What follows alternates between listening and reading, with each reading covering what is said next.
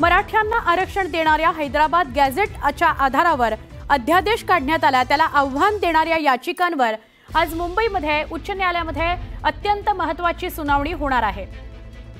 एकूण 5 याचिकांवर आज मुंबई उच्च न्यायालयामध्ये सुनावणी होतीये। मराठवाड्यातील मराठा समाजाला कुणबी दर्जा देण्याच्या मुद्द्यासंदर्भातला शासकीय अध्यादेश रद्द करा अशी मुख्य मागणी आहे। दरम्यान अध्यादेशात हैदराबाद गॅझेट आणि सातारा गॅझेटच्या अंमलबजावणीचा उल्लेख आहे।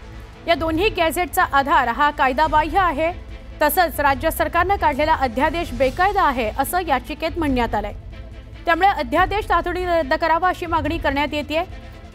दरम्यान आज होणाऱ्या सुनावणीत काय निर्णय होतो हे बघणं महत्त्वाचं आहे। मुंबई हायकोर्टात ही महत्त्वाची सुनावणी आहे। हैदराबाद आणि सातारा गॅझेट लागू करण्यासंदर्भात आक्षेप आहेत आणि तेच या याचिकेत सांगण्यात आले। जीआरला 5 याचिकांनी आव्हान दिलेलं आहे। या जीआर मध्ये हैदराबाद आणि सातारा गॅझेट लागू करूचा उल्लेख आहे, त्यामुळे हा जीआर सुद्धा बेकायदा आहे असं याचिकाकर्त्यांचं म्हणणं आहे। महत्त्वाची बातमी आहे, मुंबईमध्ये जेव्हा जरांगे आणि त्यांचे समर्थक आले तेव्हा त्यांना हा जीआर दिला गेला होता सरकारकडनं आणि त्यात त्यांच्या काही महत्त्वाच्या मागण्या हैदराबाद गॅझेट सातारा गॅझेट याचा उल्लेख होता। त्याच्याविषयीची ही बातमी आपण बोलूया आमचे प्रतिनिधी प्रशांत बाग यांच्याशी।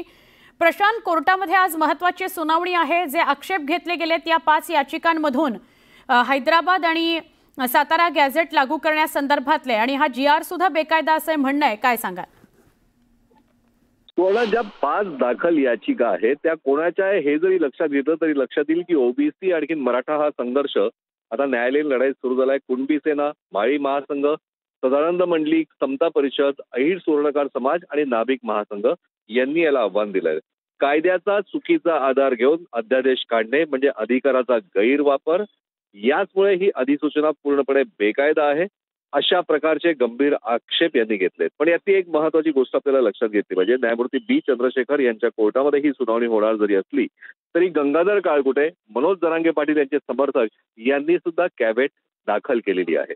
म्हणजे जी यांची प्रमुख मागणी आहे की जे अध्यादेश आता रिलीज करण्यात आलेले आहेत ते अध्यादेश तत्काळ त्यांची अंमलबजावणी रद्द करावी, ती मात्र होणार नाही एवढं आपल्याला निश्चित म्हणता येईल। कारण गंगाधर काळकुटे यांनी दाखल केलेलं गॅझेट आणि याचबरोबर राज्याच्या महाधिवक्ता यांच्याकडनं होणारा महत्त्वाचा युक्तिवाद, राज्य सरकारला हे प्रूव्ह करायचंय कोर्टात की आम्ही काढलेले जे अध्यादेश आहे ते योग्य आहे। आणि माळी महासंघ किंवा समता परिषद किंवा राज्य सरकारमधलेच एक वजनदार मंत्री छगन भुजबळ हे सुद्धा कोर्टाच्या मैदानात उतरले आहेत या याचिकांच्या माध्यमातून, असंही म्हणायला हरकत नाही। कारण त्यांच्या प्रभावाखाली असलेल्या संस्थांच्या माध्यमातून सुद्धा या कोर्टात याचिका दाखल करण्यात आलेली आहे। साधारणतः 11:15 वाजता ही सुनावणी अपेक्षित आहे। न्यायमूर्ती बी चंद्रशेखर यांच्या कोर्टात आज काय होतं हे बघणं नक्कीच महत्त्वाचं ठरणार। सुवर्ण, नक्की प्रशांत, धन्यवाद माहिती दिल्याबद्दल। म्हणजे 11:15 नंतर पुन्हा एकदा प्रशांत यांच्याशी आपण संपर्क साधून काय अपडेट आहे याचिकांसंदर्भात, कशी सुनावणी होते आहे हे जाणून घेणार आहोत।